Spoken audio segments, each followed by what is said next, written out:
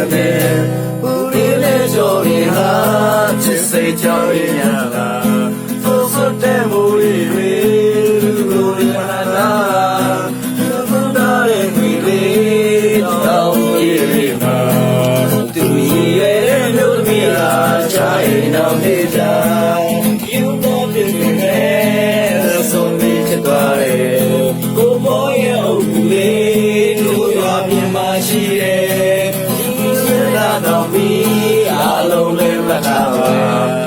သူတစ်ဖက်သားတော့ပြော